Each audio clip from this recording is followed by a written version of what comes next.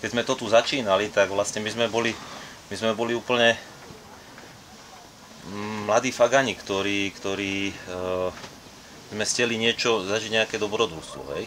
A Inky nám vlastne povedal, že počúvaj Maťo, že či by sme niečo takéto neskúsili, ako však poďme do toho. No a človek tam zažíval aj pekné chvíle, aj také trošku niekedy aj smutné, určite.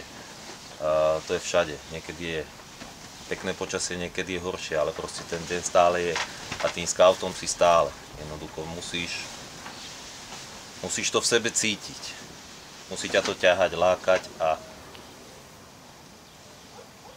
to je vlastne všetko, čo by som tým chcel povedať. Jednoducho ten scouting nie je o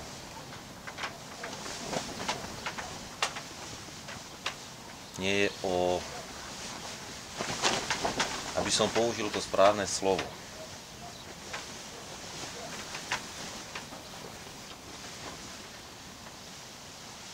Nie je o hmotných veciach.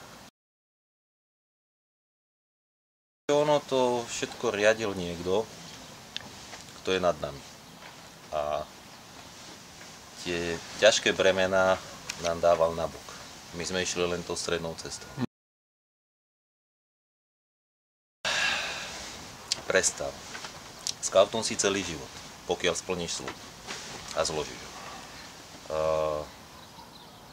V období, keď som prestal alebo pozastavil činnosť v scoutingu, bolo to myslím, že nejak 17 rokov som mal, 16-17. Proste tá puberta robila svoje veci a boli aj nejaké nezhody, ale to tu nebudeme rozoberať. Ale som rád, že tí mladí ľudia, ktorých sme vlastne my mali za mladých, že to zobrali a jednoducho ťahajú to až do dnešného dňa. Jednoducho to semenko sme zasadili. Začalo rásť. A pekne, stále rastie, stále to ide, stále ten scouting tu je a je živý.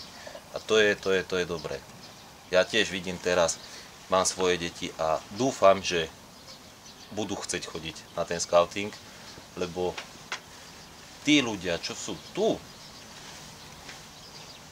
to má úplne iné priority životné.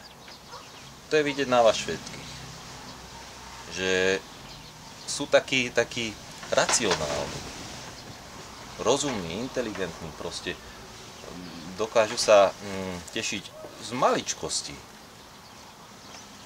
A sú aj iní, ktorí bohužiaľ nechodia a je tam vidieť veľký rozdiel. Táto doba je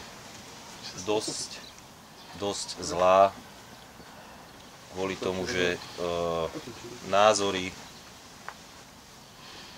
sú niekedy blúdne. Hlavne tie médiá nám robia dosť veľké, dávajú nám veľké príklady a sú to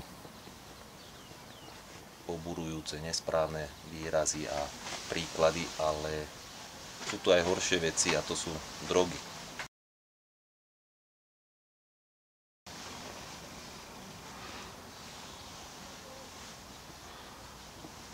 Dobro plodí dobro.